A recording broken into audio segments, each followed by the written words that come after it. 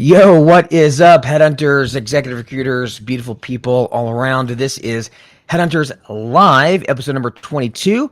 And today we're talking all about business development. My name is David Stephen Patterson. You may call me DSP, everybody else does. And over here we have my brother from another mother. We have Neil Lebovitz. What's up, Neil? How are you, Good David? day to you, DSP? sir. DSP. And over here we have Mr. Wessel. Your friends call him Chris. Chris Wessel, the most handsome man in the biz. Used to be me. I used to be the most handsome man, but then I got fat. So I'm no longer the most handsome fella David, hold anymore. up, please. Pull up the picture. I know you said you didn't want. Pull it up. He's doing it. Good. Oh gosh. This is pull it up. This is a picture David posted on his personal Facebook over the weekend. No, this is my better half. Elisa did. I didn't. Okay. All right. Well, it was tagged, but this was showed up in your feed. Oh yeah, this is. I'm actually not connected to Lisa. Here we go. We'll share this over. Do you understand? Here we go, and share screen. Share. All right, here we go. So this is my. It's worth the wait. It's worth the wait. This is me from back in the. This is a. Oh my God! My New Year's picture from like 4 or 5 years ago. 5 years ago. Holy back in all the that was nothing. You on the right. You have transitioned magnificent. Yeah, thank you. I appreciate it.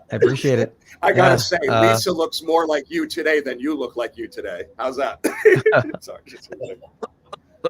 Yeah, all right, that was we me. begin? Chris, let's alternate. Yeah. Let's go one at a time. I'm gonna start with the shirt. Beautiful pecs, too tight. The color, hysterical. Chris, your turn. So I like the sunburn. I like my tan better than your sunburn, but I mean, not everybody can, it's got the same kind of skin. The jeans definitely are, I remember those are like clubbing jeans right there. That I had multiple pairs of those where they had the lines across there. That also, I think it's also because I keep getting drawn to his crotch. That's part of the reason why I'm looking there. Better go back to Neil before I get any worse. Well, and so I'll say this. Right. I told David, I think he aged in a really good way, actually. And I told him, I said, I think, honestly, I said this off camera. I said, you look a bit like a douche then. And what I meant was, I didn't know David. Like David comes off as this really tough, manly man, which is that picture's like that's. I wouldn't talk to that guy. Does anymore. he? I would be like, I'd judge it, right? And to know David. Like and forget about the persona on the show too, which is sweet. But he's like, honestly, I tell you, he's like, and you look at now, you're such a sweet teddy bear, beautiful guy. So I meant that as a compliment. We're going back and forth. Not on, but it's a funny picture. Well, much appreciated, man. Much appreciated. We have kumbaya moments, as we call it. Here. Drawn to his crotch. That's the line of the show. My boy, hey, what's up, Jeremy? We have Rob Ebel. Rob and I go way back, years, way back when I was recruiting SAP. Well, guys, we're gonna get into the details here shortly, but first, guys, do me a favor. If you can hear us live, make sure you comment live down below. If you're watching the replay, please comment replay. If you like the show, you like what we're doing, hit the like button, hit the share button. If everybody watching this right now share the show, we'd be huge overnight. So we really appreciate all the help to get the word out there. So with that said, let's jam. Now, before we get into the meat of this, I want to say we are sponsored by a few organizations, namely ours. Specifically, let's talk about Boss, Neil's company. So Neil is the president of Back Office Staffing Solutions. And it is it is the best back office staffing solutions provider you can use. So if you're looking to bring on contractors, if you're looking to work with, make sure we're showing here the ticket here. I'm sorry about that. So if you're looking for contractors, looking to add recurring revenue at all, go to backofficestaffingsolutions.com, or even better, go to backofficenow.com and bear with me here, Neil. There we go. Sorry, the comment was in the way. Both work. Backofficenow.com. Guys, the app, I don't think you guys have gone live with the app yet, or maybe it's about to go live, but the app that you guys created, I've never seen anything like it in the business. That's all I'll say. So that's all I'll say. I haven't seen anything like it. Amazing. Thank you. And if you want training, honestly, David doesn't. He's so modest. He's got the best stuff in the business. That's why I aligned with him. David, you always said, what do you got going on? Great stuff. Sure. Honestly, If anybody it's here that is good. looking to, yeah, so really, sales and marketing is my game. That's what I focus on because that is what recruiters have the most trouble with. So if anybody here needs a complete sales and marketing system built for you, done for you, we deliver it in 30 days with a 90-day ROI guarantee. Go to realdsp.me/build. And lastly, we're Well, also before you sponsored go by. on, David, Oh they yeah. should also know that they can Mhm. go to fakedsp.me/build for another person half the price. So if you want to bargain, don't use David. There's another clan out there. PSD is Yeah, his that guy name. sucks. That guy sucks. Oh, PSD and is la- you're backwards. That's funny. And lastly, let's talk about Chris. So, for anybody who needs VAs, so I really think that one of the first people anybody should hire, if they're solo and they want to expand their ability, it's not about hiring another recruiter. Hire an admin assistant because they can take all the lowest level tasks that you don't need to do that are important, but you earn far too much by doing those things. You can hire in a VA to rocket your productivity. Chris, tell us about that a little bit about what this I've involves. interviewed a bit about this on some podcasts and stuff like that too. But basically, a lot of times people see the path as, oh, I got to hire another producer. I got to try to hire that mythical in commission only person that we all think we can get, but we can't, right? Because everybody, I got a great idea. I'll hire someone commission only. No, you won't. And let's say you get somebody good. If they're any good, they're going to want to start their own firm in no time, right? So what you do to extend yourself and scale yourself, I tripled my billings as a solo desk, not hiring anyone else, but just learning how to use a VA, learning how to focus my time on the high value activities and move everything else to them. It's an exercise. It's a lot of work. But day to day, I'm a recruiter. I make most of my money out there getting, grinding it out, getting ghosted by everybody just like you. But I am also a partner in a virtual assistant firm the last couple of years. I've been using VAs as a recruiter for several years. There's a lot of VA firms out there, but there's not a lot of them that have an experienced full desk recruiter who can help you get ramped up and do it right and be successful and get the most out of that investment. So if you're interested in using VA, period, book on my calendar. Let's talk. Even if we don't end up working together in that regard, it's good to talk to another recruiter. Maybe we'll do some other business together. So that's all for me. Jump on my calendar. We'll talk about VAs. Excellent, Chris. Thank you very much. Yeah, actually, and I got to tell you, I don't know where I would be right now if it wasn't for my VAs. My VAs they're a godsend. Oh my God, and they're amazing. They're so good. Yeah. They're so good too. Well, oh, they are. They are. Yeah, in fact, Tricks. Yeah, Trix is in the green room right now. Trix is my EA, my virtual assistant, and she actually helps handle. Right. Does all my scheduling, handles my email. But she started as a VA, cetera. right? Didn't she start as a VA? Mm-hmm. How'd you find her? She's like a classic. Like, tell about that. She's amazing. And do you give her a commercial? Because she's in the Philippines. Actually, she was a referral from another VA that works for me. She was a referral over, and because my old EA had to leave. She's a referral over, and she's been fantastic. And so I'm telling you, a VA is great. And I think for a lot of folks, you think about a VA in terms of sourcing, which they're good for sourcing as well if you teach them how to do it well. But it's all the little things that suck up your time: the email, posting on social media, all these things, right? It's really difficult. Personal life stuff too, because that eats into your business, especially if you're solo. You can personal activities; they take up time during the week too. Sorry, go ahead. Yeah, 100%. Well, let's dig into. Well, it is training. Let me lead it. Let me segue with this because it's a good segue to the sales stuff. Because I'm the tech guy, right? I'm really a software developer. I'm a tech guy when people ask me, and an inventor. And what Chris is doing is a must. You must plug into the future of technology. You must plug into outsourcing. You must automate your sales and your installations with your clients, with your VAs. They must create infrastructure for you for the future. Okay. You must. Thank you. Now, sales. It will help everything. They will help you do all of this, David. Percent. Well, let's dig in because I posted something in the Facebook group last week because when we were going to do a show, we ended up not. But I said, hey, what do you guys want to hear about? I got a lot of topics suggested, but by far the winner was client development. By far, I mean it wasn't even a contest, and so Obviously, you guys want to hear about client development, so we'll be talking about that. We're not going to go too extremely deep into one technique, but we're going to cover some overall strategy, and we're going to cover some specific tactics you can use to get leads starting today. Okay. Now, first, let me dive in here first. I want to start broad and then go a little bit deep. The way I look at it, right, is obviously, and this goes without saying, be niched, and that's recruiting 101. I don't even have to say anything like that because it's obvious. But here's what people don't think about. And I'll use my own old niche, SAP, as an example. I worked in the SAP space. That was my niche. I worked with companies that ran SAP as their ERP system. And so I placed, anything from a developer, an analyst, to solution architects, to SAP managers, SAP director, anybody within that sort of SAP sphere. So for me, when I mapped my market, I grabbed there's about maybe 5,500 to 6,000 prospects in my niche in North America.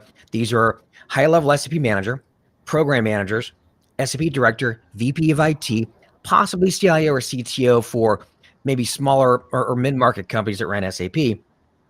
And I mapped them, got their contact information, and I made sure I stayed in front of them every single month, no matter what. And that's a big part of it. I think for a lot of recruiters, one of the things they try first, they try for these little tactics to get in front of prospects, and those are good for the short term. But for the long term, if you can stay in front of your prospects every single month through good messaging, maybe content, whatever that happens to be, but the first step is mapping your market. Because, and Chris, I know you know this, Neil, you know this, and the folks watching this know this as well. You can have a prospect tell you, we have no needs, we hate recruiters, we never use recruiters, or we have a great recruiter we use, or whatever it is. We're never going to use you. We don't pay fees. And then 8 months later, their best person quits. And what happens? They become your best client because you were in the pocket every single month, consistently. I have a customer right now that I have two searches. There's closed one that for years was like, we don't use recruiters. We don't ever use outside recruiters. We don't ever use outside recruiters. One day they were looking for a VP, and then they reached out. They're like, you do leadership hires, right? They're like, can we talk to you about this? God, and I love come that. in, filled it. Next thing you know, they're like, can you also become find the us a best project client? manager? Can you also find it? So anyway, you got it. No, they become the best Sorry, go ahead. clients because you don't have all the competition, because they're still averse to those cold calls and they're going to blow everyone else off. I love that. In fact, I remember years ago. It was years ago. My business partner at the time, Neil, we were on a conference call with, I forget the name of the company, but we were talking with them about their SAP environment. They had a couple SAP leaders on the call, and it was a conference call, and they were saying that they didn't have anything open. Like it was a talk about us working together in the future because they were interested in working with us eventually, but they didn't have anything open then. And so I remember I asked, well, okay, so with that said, once we got through the presentation, once we talked a little bit, et cetera, I said, look, at the end of the day, we're in the market every day. We're talking to candidates every single day, and a lot of these folks are really hard to find. So are there any skill sets that, even if you don't have an opening right now, that you want to hear about? If you happen to hear somebody who's top of the class in blank, and you want me to call you and tell you, hey, I got a guy, what would that person look like? And I heard someone whisper in the background, tell them about the basis position. Turns out they had a basis solution architect position open. Now, you don't even know the terminology, but it was a solution architect position open that they were open using a recruiter on, but for whatever reason, they told us they didn't have anything to work on. And I asked that question, and like, well, actually, we need this, right? And so even the folks that tell you they don't have any opens, they don't have any needs, usually when they tell you that, it's a smokescreen. My general rule is the first objection somebody gives you is a smokescreen. Ignore it, or just plow right through, because oftentimes those first objections are smokescreens. What was that, Neil? Yeah, I was going to say, because we're trainers, right? I used to be a trainer, and in the sales process, any sales process, 7-step you get any book on sales right there, number 6, 5, whatever, objection handling. Okay, it's a step. It's supposed to happen. It will happen. It does happen. Stop rolling your eyes. Right to that point. Can I add it's one engagement. They answered you. That's the thing too. They answered you. They responded. Yeah. Well, usually on objections as well. The way I think about objections is. Well, I just want to say the niche. Can I just say one thing about your niche comment, David, before we move on to it? Because I think it's important. Sure.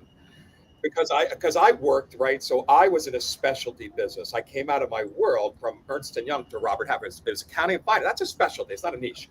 What defines a niche, right? And we know this. I just want to go back. This is Jeff K training, right?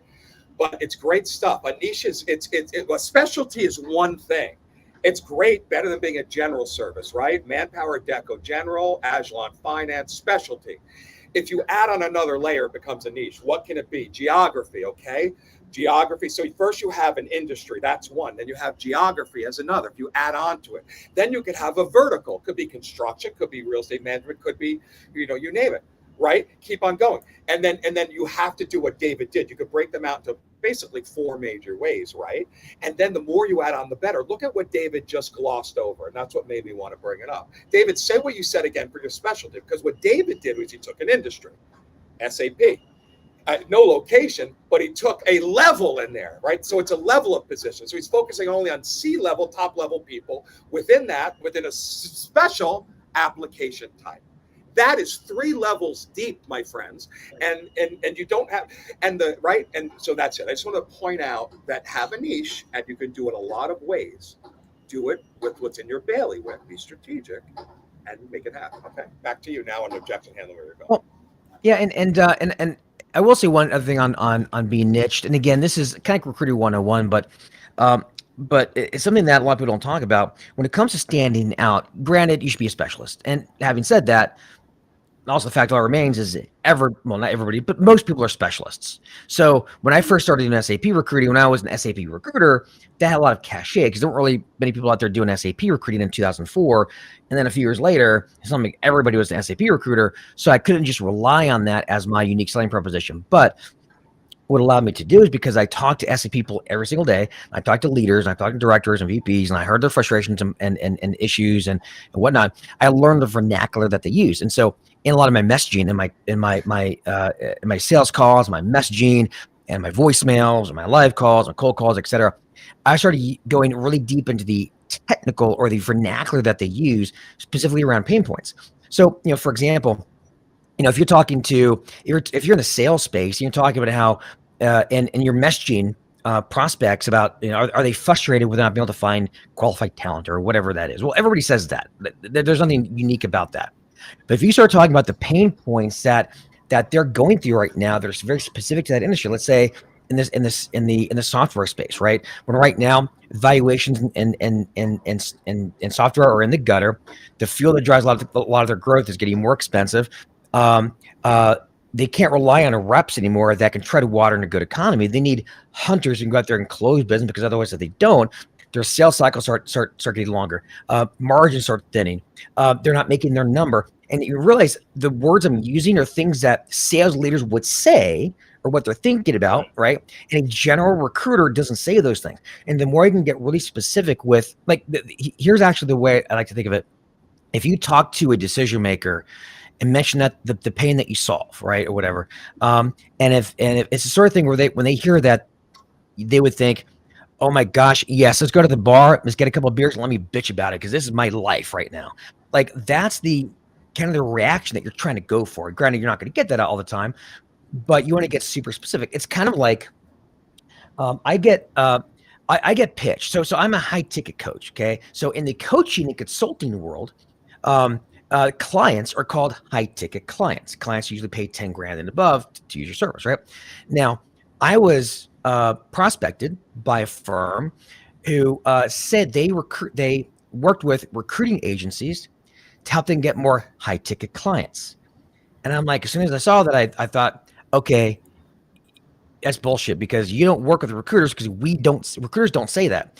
Recruiters don't use the term high ticket client. Coaches, like me, we say that. But Chris, do you call your clients high ticket clients?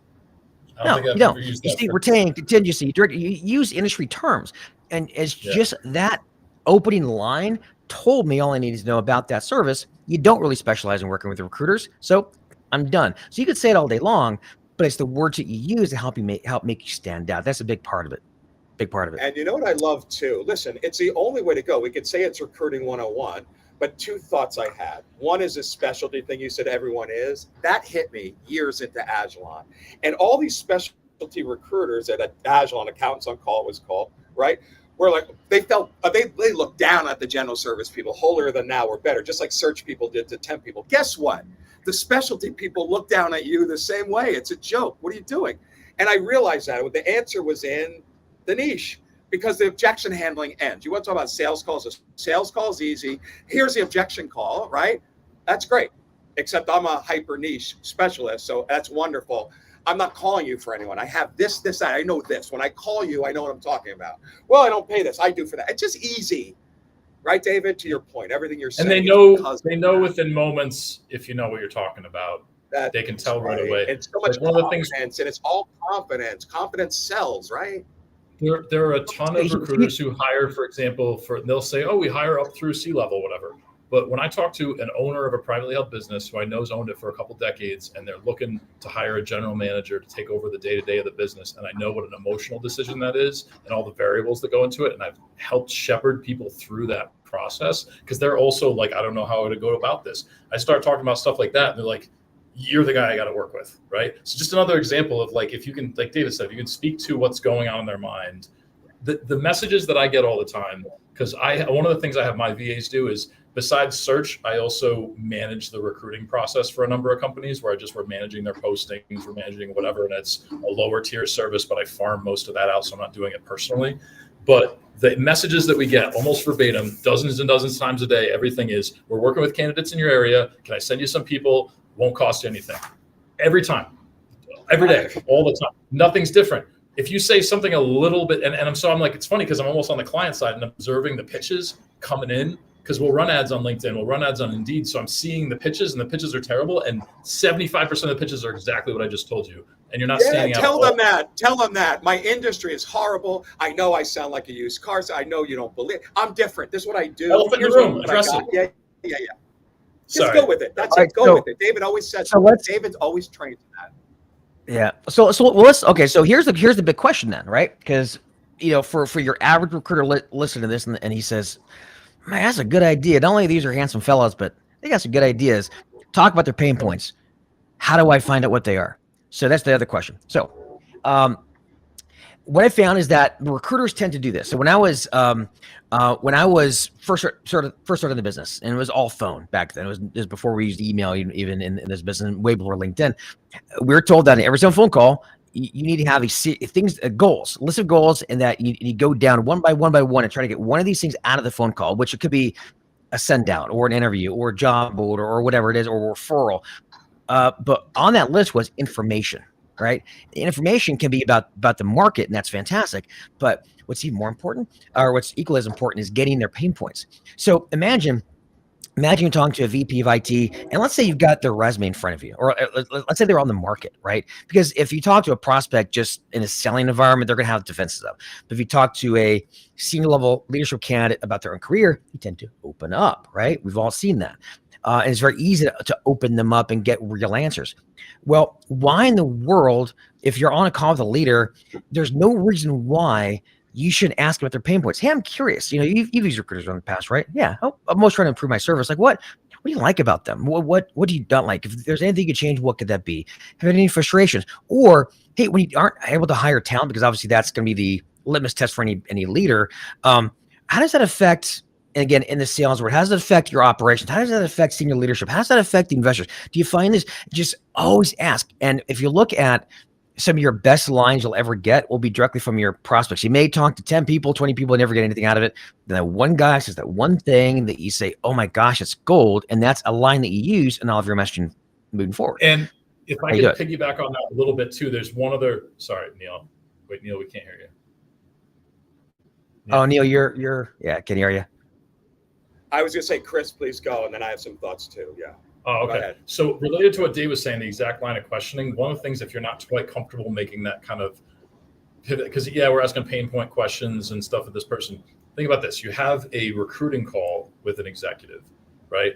What do you ask people when you're interviewing candidates, right? You ask them about, what do you like about your job? What don't you like about your job, right? If you're any good that you ask those things, you want to understand like what motivates them, what interests them, what they don't like, so that you understand if you have a job, how you could best position it to them, right? So when you ask an executive, what frustrates you? What don't you like about your job? That is still going to be about them. And it's such a fucking simple question to ask. And then you can segue into more depth with some of the more probing questions that David had. But it's really simple. You just don't overthink it. And I'd like to Exactly make right. it even Exactly right. simpler. And hang on, David. I just want to add on top of this. It's really cool. Exactly what you said. So remember this, okay? When you need to get to the hot ones, you need to sell at an emotional level, critical, simple. People make decisions emotionally, they justify with logic. How do you get to it? Really simple. I taught in my boot camps and when I was president of Agile, so we created 3-step technique. Ask them the question that Chris just asked. What is it? Here's the problem. They're gonna let's use a candidate example. Okay, someone says I want someone that's just what's a rising, someone with a great attitude. We write down great attitude, found their hot button. No. Next step is as soon as they tell you, there's 2 more. What does that mean to you? What do you mean by that? What do you mean by that? What is your definition of that? Always ask that. It's not what you think. Then ask them, why is that important to you? And you have your answer. Okay, always. It's that easy. And it's the same stuff you ask candidates if you're any good. Sorry. That's right. It's the same. No, exactly, Chris. And then you have your answer. And that's to David's point. That's all you work on from here on out. You found their emotional pain point. They want someone that's not a clock watcher. Don't write down clock watcher. What do you mean by clock watcher? I mean someone that at 5 o'clock, at 6 o'clock, they're not out the door.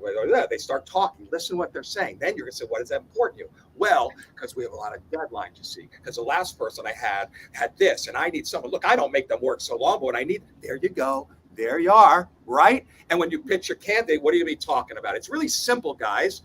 Get out of this big mess you're in. Pull yourself out, like Chris said. Make it simple and execute. That's all. David, sorry. Let's talk about how to stand out. That's a good segue into like how do you figure out what your unique selling proposition is?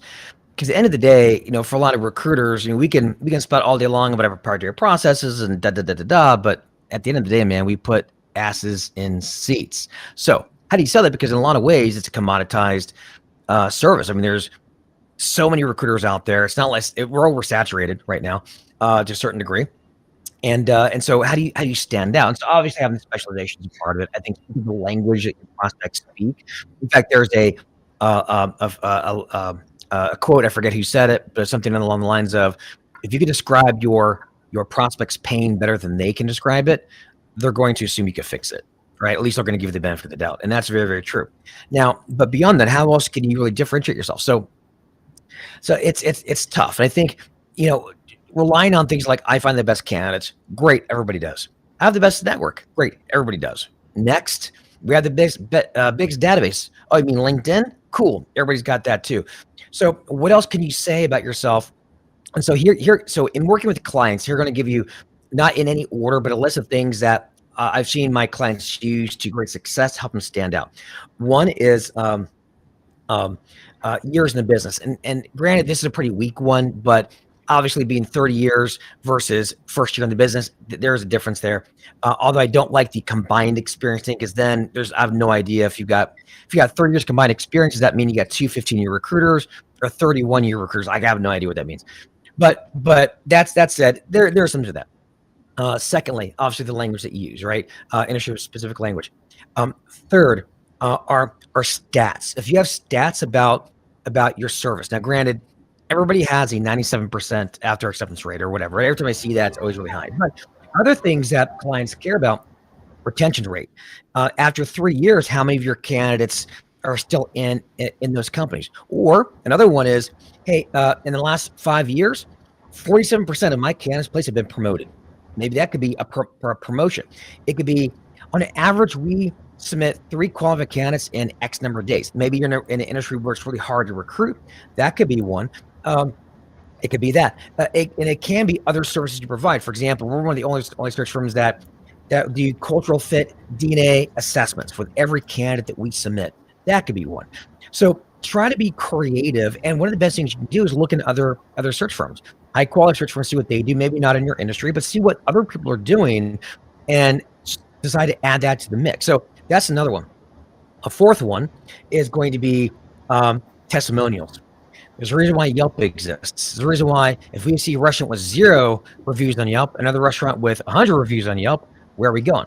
We want the 100 reviews because they have a track record that we can actually visualize and see. And have real ones. Don't have bullshit ones. Go on my site. I have real names of people at companies. Have some balls. Yeah, none of this. Put Bob real R. reference. Midwest Manufacturing Executive. And none of that. That's garbage. That's BS. Yeah. It's nothing. Yeah. Sorry. So, if other folks don't want to give up their client names, let me ask you a question. If you had one of your best clients said, Chris, hey, I want to give you a testimonial on LinkedIn, a LinkedIn recommendation. And would you say, no, sir, please don't do that because I don't want my competitors to know who you are? Like, would you really do that? No, you wouldn't. You would like so if that's the case, have your clients, and you maybe make a placement every time you've got a great client, get them to leave a LinkedIn recommendation. It's really not that hard to do. And use those as your testimonials. Use them on your company website, for example. But there's in today's day and age, back when I first started recruiting, you had to keep your clients secret because, look, at the end of the day, it was really hard to find names. Now, names are like everybody knows who all the clients are. It's not like you can't hide the information. So, I like personally to use recommendations right in my messaging as a PS. So let's say I have a pitch. And then, cheers, signature, and then underneath that will be, by the way, if you're unsure if you can get the job done for you, check out what name at client had to say about us, and then paste their testimonial right in the message in a PS. Like, why not? It's one of the, David, let me say this emails that contain that have the highest response rates I've seen. David, this thing about not giving the client name, you nailed it. I never quite heard it that way, right? Think about that. It's stupid, right? And it makes no sense. Like, I question people that do that. What's the motivation? Like, you don't like Chris is one of my partners. Chris uses me. Think I'm worried that you know that? Like, what relationship do I have with Chris if someone could steal a name that David says all over the internet? Hey, I hear you use Neil, and you're going to leave for a cheaper price? That's not the relationship I'm in. I don't want that. Goodbye. I don't have those relationships. Get it? And all the time on LinkedIn, I'll talk about I'm hiring for this company, I'm hiring for that company, or whatever. And I like to keep my competition on its heels because I'm the one who made that move first, right? They're like, oh, shit. You know what I mean? Like, if I'm out there, I put out there, I'm working with that company, and that company's like liking the post and sharing it or whatever. Like, I'm not hiding the leads. I'm like, yeah, I'm working with them. I wish you thought of that first. Yeah, David, totally. And David, brilliant point. I love how you just said that. I really do. Oh, thank you. Well, let's move on to another topic here, because we're going to try to end the show in about maybe another 10, 15 minutes or so. So I guess some other points I want to bring out, some tactics. We talk a lot about strategy.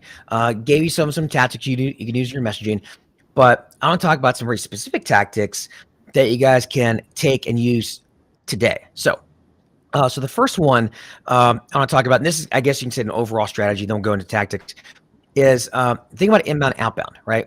There's a lot of discussion about, is inbound better, is outbound better? I'm a big fan of both. I'm a big fan of having great content. Remember what I said before about how do you stand out? Maybe your stats, your recommendation, testimonials, the language that you use, being an authority, teaching your prospects something, all those sorts of things happen. Well, that can happen in your outbound messaging, as well as the content that you post on LinkedIn or any other social networks that your clients are on. But again, it's probably going to be LinkedIn, but your content. Now, when people book a call with me for my service, oftentimes they've been in my Facebook group for a few years. They see my content. They know who I am. I don't need to do the introduction. I don't need to do a bunch of selling because they're ready to do business with me. Other times they're not, but with the folks who already know who I am, it makes it a lot easier. And in our world, if you can map your market, say take 4, 5, 10,000, whatever the number is for prospects in your market, save them to, so I love Sales Navigator, LinkedIn Sales Navigator to LinkedIn Sales Navigator list. Even if you're not connected to them, which is still, you want to connect to them, even if you're not connected to them, if you save them as Sales Navigator, you can then pull up a news feed with just those prospects and companies that you saved. And so anytime they're in the news, anytime they post something, anytime they're, you're basically in essence stalking them. But look, if a VP at a company you want to work with just posted about his speech he gave at a conference, dude, reach out to that guy or that gal, whoever that is, tell them that you happen to catch the speech, it was fantastic, It's a way to initiate contact, or at the very least, go comment on their post. Get them to see you, because a lot of times it's just seeing somebody consistently, whether it be on social media, in their inbox, or whatever that happens to be. Now, that's the overall strategy. let's even go further on link on Sales Navigator. On Sales Navigator, thanks, Dewalta. On Sales Navigator, this is a technique called ambulance chasing. So Thomas Alassio actually posted about this in the group a day or two ago. So I'm going to share my screen and show you a great way to get some pretty immediate leads. Now, granted, I know everybody markets candidates or chases job leads, right? That's there's nothing special about that. But there's a technique he calls ambulance chasing. So I'm going to share my screen. You guys don't mind? And oops, wrong screen. David, I need to share my screen here. while you're pulling that up, David, I just want to say, I think this show more than others showcases just how great of a trainer you are. And again, I know we already did our plugs early on, but I got to say, hire him. It's $10,000. Oh. Just you talk about high ticket. No, I'm just saying it's crazy to me. It's so good, David. The advice today. Thank you. Hey, I appreciate it, man. Content that we've had. Yeah, I think it is. I think it's just great content, and you did it. It's great. Thank you. It's hard for me to brag about myself, but I really appreciate it, man. Thank you. Yeah, really great. I learned from the best, man. I learned a lot from you as well. So for those of you who don't know, Neil used to be a trainer also in a prior life, so let's actually and a really good one at that. So Sales Navigator. I'm going to show you just the search. So the whole concept here is obviously if you see a job lead on LinkedIn or job board, you make a chase after it, but obviously, let's look at people who've started new positions. So this is a very simple search you can do on Sales Navigator. I'll walk you through the different filters here. Let's say, so I recruit SAP, or I used to. So I'm just going to put in SAP as the job title because most people in that industry, they include SAP in the job title somewhere. So it makes it really easy to target. Seniority level, I just pick director, experience manager, VP, strategic, CXO, and senior. But here's the key. Years in current position, 1 year, less than 1 year. And then from there, obviously United States. And then from there, clicked on this little recent updates, change jobs. And now I'm looking at folks who have recently moved into new position. Now you will get folks who've been promoted or maybe move internally. So you get some of those. But let's say, I don't know, one of these guys, let's say Gina, perhaps Gina started 2 months ago and she moved from, XYZ consulting company. Well, why not? Because they're probably looking for somebody. They got a back for that position. And why not call the manager or whoever she referred to at XYZ consulting company and say, hey, I just got word that Gina resigned a couple of months ago. Don't worry, I didn't poach her myself. But, right? Now, it's a great way to leave because they may not. It's specific. Dude, and that's so smart. Oh my God, Tom, I'm gonna call him. That's brilliant, dude. And use the name. That's why I love to use the name. So I don't be do afraid this with to use competitors. The name. What can it hurt? Can't hurt. Even with competitors. Let's say I see a job for a solution architect, and I see that Red Dot Solutions as maybe a Red Dot Search is working the search because I see that they're posted up on the same job board, the same job description. I'll reach out to that company and say, hey, I just saw that you're looking for a solution architect, and I know that Red Dot Search is working on the assignment. I just saw they're posted on the same job board that you're on. So you're considered looking at candidates who are not on the job boards, right? Because think about this, they're already using your competitor now. It's not like you're telling them anything they don't already know. So use the competitor name actually in your messaging when you reach out if you know they're using them, and you just mention, hey, I saw them on the same job boards that you're on. Right. Yeah. So a couple of things on this, David. A couple of things. One is you have to get Sales Navigator. It's worth the investment for that button alone. Right. Change jobs are looking for work on Recruiter, but change jobs is amazing. But here's the thing. Here's how I do it. Right. This is amazing to me, David. I've not seen it.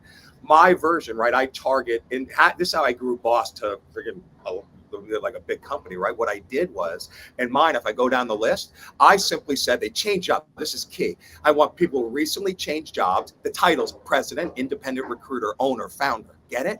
And then I put staffing recruiting as the industry. 1 to 10 people are independent. I have my target audience from LinkedIn, API through a connection on Zapier, right? You guys use this in the technology. You can automate this too. It's and if you want some I would automate it. I would automate this. Absolutely. And so think about this too, to take it a step further from what David was saying.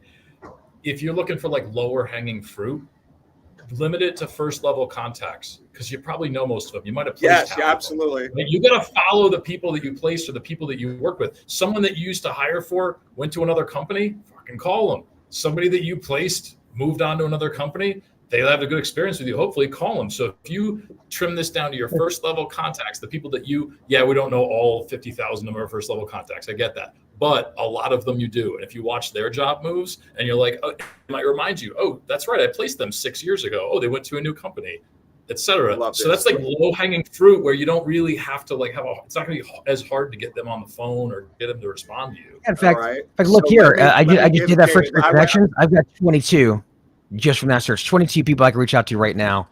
Right? That know you. Most likely know you. Yep.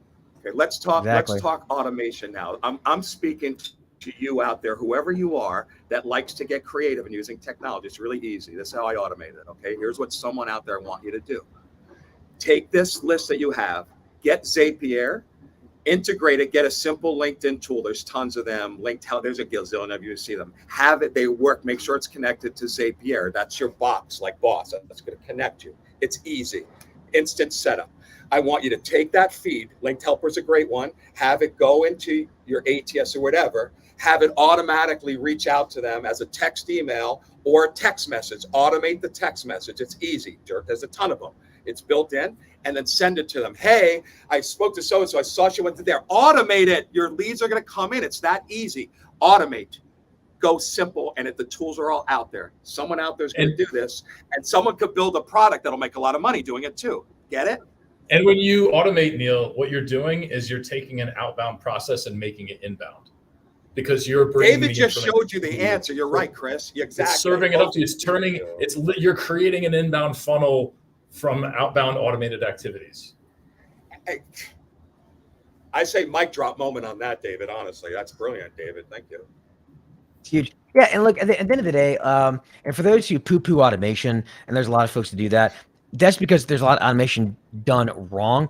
If you do automation right, it frees you up to actually build better relationships with those people you're talking to, right? It's just simple fact. It really is. And it's a big part of it. Because at the end of the day, the old days of just dialing the phone 100 times a day, that can still work, but it's much harder nowadays. And there's so many tools that make it so much easier. But the problem are the folks on the other side of the spectrum that just spray and pray and spam, and it makes it harder for all of us. So, but if you use automation the right way, we can even do like maybe a show on automation, but it's very, very important. I think automation done the right way it will really explode your business. And again, will help you get more conversations, right? Because at the end of the day, would you rather be more conversations with decision makers, or would you rather be banging your head against the wall to leave voicemail? Like, I'd rather take the former. And you figure David out is like known as. No, go ahead, Chris. Oh, sorry. So yeah, we'd all rather be on the phone, and everyone listening, claims they'd rather be on the phone, decision makers and recruiters. But the problem is the people who use it poorly in most cases, automation or VAs or whatever, are expecting this to just do the whole job for them, right? You're expecting to like just blast emails out, just like close deals. Like, so that's where you're missing the point if you're trying to do that. Like you want to figure out what you're good at. You've got to be good on the phone with the clients. You got to be on the phone with the candidates, and then have automation or a VA or both do all those things behind the scenes. It's when you try to have it do the job for you that it falls flat. Yeah. And listen, automation is the key to the future. Don't poo-poo automation in general. To David's point, it's the key. Get rid of the game. Go under or on top of the game. Stop with this nonsense.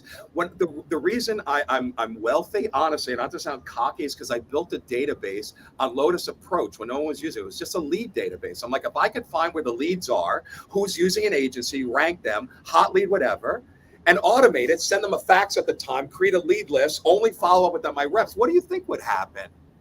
I decided not to play the game with automation. Use the tools to get you the stuff. And someone asks, what are you going to use automation to? The hiring manager? I don't care. Get creative. It could be the hiring manager text, hey, could you help me find so-and-so? That's it. That's going to be the text. No, she left. Oh my God. By the way, whatever. Who are you? Duh. Here's how you would do it. And a very simple way to automate it is to simply use a custom, if you have an email automation software. So this is where you use automation and personalization, right? So let's say you create a messaging sequence with maybe 3 or 4 or 5 messages in a row. First message is an email. Hi, first name, after your little intro. I happen to see that, just heard that Gina Hoffman resign a couple months ago, something like that, right? And then go into and don't worry, I didn't poach her, and go into your pitch. So your custom variable is going to be the name of the person that left, and the other custom variables how long ago. I wouldn't even do that, brother. I would go I would do what you're saying, but I would go in cryptically. Don't. The cryptic message always works. That the person left, call in. I'm looking for them. Go to the hiring manager. They will return your call. Just don't tell them you're a recruiter yet. Make that happenstance. Oh my God. Okay. Yeah, you definitely do that too. Well, here's my other I would say I would only do that. I would only do that. I would only do cryptic's the biggest lesson. But to your point. But here we're using automation, right? So not in terms of automation, use those custom variables. You can personalize these things using custom variables, and of course, then make a call right after that, or make the call before that, etc. So it's all about. So you can use automation in that case to just use custom variables, and of course make calls. Like it's not all automated. You still should be making phone calls as well. But that's one example of how you would use that. And automation is a whole spectrum of things. Automation can be as simple as a saved search that emails you stuff all the way through really complex series of tasks. So automation is a broad spectrum of how much here's what I want. Yeah, I'm going to end this point. I want everyone out there, if you have not gone into Zapier, Zapier, I want you to go in. I want you to look at the apps they have. What does that mean? It means that these are apps that built in an API that talks to that, and any other app that built an API that's on there, they talk to each other, okay?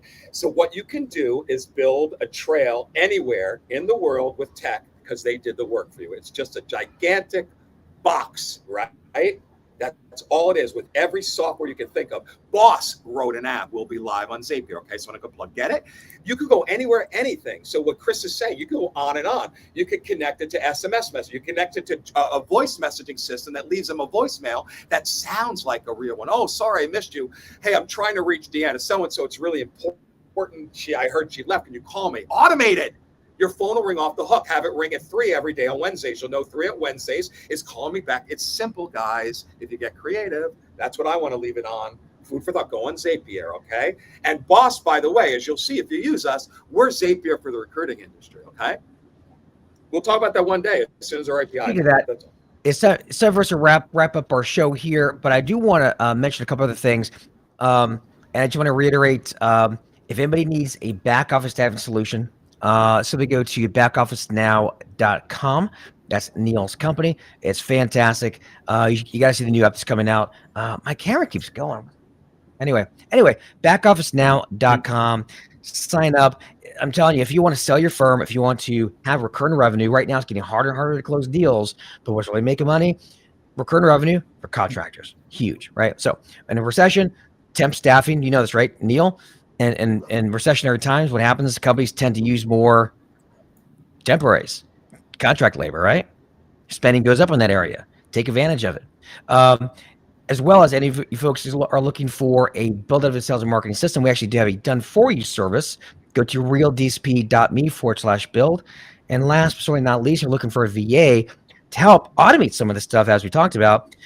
Simply go to Calendly.com/Chris-Wessel. And Chris can walk through the process, exactly how to get a VA, what they cost, what the process looks like, etc. Okay. And let me add to it. Yeah, that's anything else you guys want to add. And I don't mean to. I don't mean to chime in because you're wrapping up. I'm so sorry. But here's the challenge. No problem. Everyone go to Zapier. Number one. Number two. Once you do and you see what it does, you need to contact Chris. Number two. Write out this plan I had. Just go to the apps in your head. Be creative. We just gave you a whole bunch of ideas. It's unlimited in your imagination. Then I want you to call Chris, get a VA, tell them to start hooking that up. It's easy. They'll figure it's easy. VA is a great in-between spot on the way to automation to have them try out. Yeah, no, it's necessary. It won't happen. It won't happen. I love it. Use Chris for that. Okay. that's your deal. And I know it's plugging them, but you need to, right? So I'm sorry for cutting you off, David, but I think that's the second. Hey, no worries. Come up. All right, guys. to Well, it's the time 10. for us to wrap it up. So, folks, thank you for watching. And again, do me a favor. If you're watching live, comment live. If you're watching the replay, comment replay. Please like, love, smash the like button, share the show. If everybody watching the show right now shared it, we'd be huge. So I count on all of you share the show. All right. Thank you much, everybody. And we'll see you next week. Peace out. Peace out, everyone. Cub Scout. You forgot Cub